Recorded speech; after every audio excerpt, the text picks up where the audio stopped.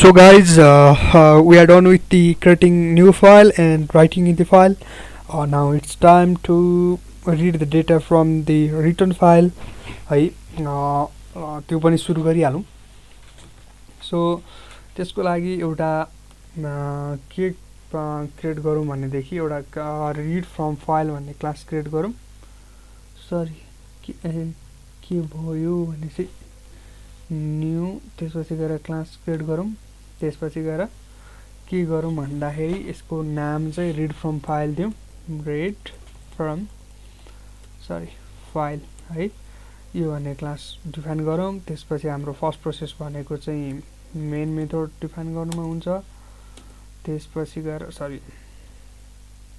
गएर try catch block बनाऊँ किन भन्दाखेरि एक्सेप्सनहरू आउन सक्छ. यदि फाइल भेटिएन भने अथवा चाहिँ के भयो भनेदेखि आयो एक्सेप्सनहरू आउँछ. त्यो सबै एक्सेप्सनहरूलाई चाहिँ क्लास ब्लकभित्र फाल्दिउँ. त्यसपछि गएर एक्सेप्सन अनि त्यसपछि एरर गरेर यो भित्र फाल्दिउँ है त. हाम्रो नर्मल प्रोसेसै हो यहाँसम्म. त्यसपछि गएर अब के गरौँ भनेपछि अब हामीलाई चाहिँ अब फाइल रिड गर्नलाई चाहिँ के चाहिन्छ भनेदेखि एउटा स्क्यानर भन्ने चाहिन्छ हैन. टेक्स्ट फाइलबाट भनौँ न त्यो टेक्स्टहरू रिड गर्नलाई स्क्यानर चाहिन्छ. त्यसपछि एउटा फाइल क्लास चाहिन्छ है. अब त्यो फाइल क्लास अहिले कसरी युज गर्ने भन्ने त म देखाइहाल्छु. java.io अनि त्यसपछि फाइलको लागि फाइल भन्ने छ है यो हो. त्यसपछि हामीलाई के चाहिन्छ अर्को के चाहिन्छ भनेपछि जावा युटिल स्क्यानर है.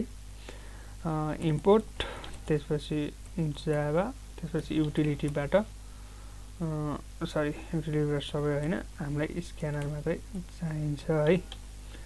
यति ल्याउँ होइन. यति ल्याइसकेपछि अब के गरौँ भनेपछि एउटा नयाँ अब्जेक्ट बनाऊँ. के को नयाँ अब्जेक्ट भनेपछि फाइलको फाइल. त्यसपछि न्यू ओबिजे भनेर डिफाइन गरौँ. त्यसपछि के गरौँ भन्दाखेरि न्यू त्यसपछि फाइल अनि के सेन्सिटिभ हुन्छ जावा. त्यसपछि गएर यसमा डिरेक्टरी दिउँ. डिरेक्टरी चाहिँ हामीले यो क्रिएट गरेको ठाउँबाट दिए पनि भयो अथवा चाहिँ हामीले राइट गरेको ठाउँबाट दिए पनि भयो. अब फर्स्ट टीएक्सटी भन्ने भए चाहिँ हामीले राइट गरेको थियो अघि. अब त्यसबाट चाहिँ डिरेक्टरी यो डिरेक्टरी अथवा चाहिँ फाइल नेम पास गऱ्यो. पास गरिसकेपछि अब नेक्स्ट भनेको चाहिँ के गर्नु पर्यो भन्दाखेरि एउटा स्क्यानरको लागि अब्जेक्ट बनाउनु पर्यो है. अब फाइलको लागि त एउटा अब्जेक्ट बनाएँ स्क्यानर. त्यसपछि गएर न्यू रिडर भनौँ न.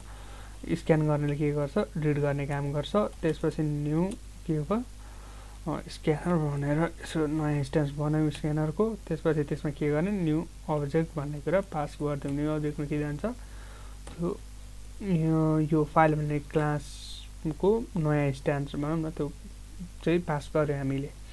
यो गरिसकेपछि अब जबसम्म चाहिँ अब लुप लगाइदिउँ अनि त्यसपछि प्रिन्ट गरिदिउँ यसलाई है. यसले चाहिँ त्यो एभ्री लाइन चाहिँ स्क्यान गर्ने रहेछ. अब वाइल लुप लगाइदिउँ. वाइल कहिलेसम्म छ भनेपछि कहिलेसम्म गरिदिउँ भन्दाखेरि रिडर हाम्रो के छ न्यू रिडरको न्यू लाइन हो कि होइन भन्नेसम्म न्यू रिडर डट. अब चाहिँ यसको नेक्स्ट लाइन छ कि छैन भने चाहिँ एज नेक्स्ट गरौँ. नेक्स्ट लाइन हुनुपर्छ जस्तो छ. नेक्स्ट लाइन भन्ने फङ्सन मेथड छ है. यो हुन्जेलसम्म यदि अर्को लाइन छ भनेदेखि के गर्ने यसलाई प्रिन्ट गरिदिने काम गरौँ है. प्रिन्ट गर्नुभन्दा अगाडि यसलाई भनौँ न नेक्स्ट लाइनलाई चाहिँ एसाइन गरिदिउँ एउटा भेरिएबलमा. स्ट्रिङ टेक्स्ट भनेपछि त गर्नु पऱ्यो डाटा भनेर दिउँ. त्यसपछि गएर न्यू रिडर भन्नेमा हाम्रो के छ न्यू रिडर. त्यसपछि गएर के हुन्छ डट. अब नेक्स्ट लाइन छ भने नेक्स्ट लाइन क्याच गरौँ होइन त. नेक्स्ट लाइन क्याच गरौँ अनि यसलाई प्रिन्ट गर्ने काम गरौँ. अब डेटालाई के गरिदिउँ प्रिन्ट गरिदिउँ.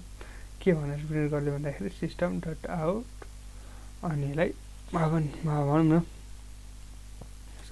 सिस आउट गरेर के गरिदिउँ भन्दा डेटा प्रिन्ट गरिदिउँ है त.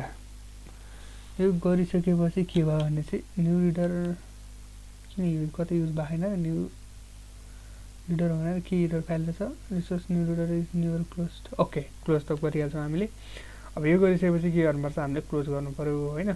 अब के गरिदिउँ भन्दाखेरि यहाँनिर न्यू रिडर भनेर चाहिँ हामीले अब यसलाई बनाइसकेपछि क्लोज गर्नु पर्यो होइन। अब यो भएपछि त सक्यो, डट क्लोज गरौँ है त। क्लोज गरौँ भनेपछि अब यति भइसकेपछि के भन्दाखेरि हामीले स्क्यानर युज गऱ्यौँ, त्यसपछि गएर फाइल मेथड युज गरेर फाइल क्लास युज गरेर त्योलाई चाहिँ भनौँ त्यो डिरेक्टरीमा पास गऱ्यौँ, त्यसको नयाँ अब्जेक्ट बनायौँ, अब्जेक्टलाई स्क्यानरमा पास गऱ्यौँ, स्क्यानरले के चाहिँ सुरुमा चाहिँ नेक्स्ट लाइन छ कि छैन भनेर चेक गर्यो, नेक्स्ट लाइन छ भनेदेखि नेक्स्ट लाइन रिड गर्यो है। अब यसलाई चाहिँ एक्जिक्युट गरौँ है त। एक्जिक्युट गर्दाखेरि रनेस गरौँ है, जाभा एक्जिक्युसन गरौँ, त्यसपछि के राइट इन न्यू कन्टेन्ट भन्ने छ। अब यो एक्चुअली यहाँको हो कि होइन भनेर हेर्नलाई के गर्नु पऱ्यो भनेपछि ओके सेसन फाइल ह्यान्डलिङभित्र टेक्स्टभित्र के गरेर त राइट इन न्यू कन्टेन्ट भन्ने छ, यो गऱ्यो है त। अब यस्तो गरौँ, यसलाई चाहिँ अर्को लाइन लेखिदिउँ, सेकेन्ड लाइन भनौँ होइन, सेकेन्ड लाइन भनौँ, त्यसपछि गरौँ थर्ड लाइन पनि भनौँ। अब यसले कसरी रिड गर्छ त्यो हेर्न इन्ट्रेस्टिङ हुन्छ। थर्ड लाइन भनौँ, सरी थर्ड लाइन भनौँ, ल ठिक छ है। यसलाई सेभ गरौँ, त्यसपछि फेरि यसलाई फेरि एक्जिक्युट गरौँ है त।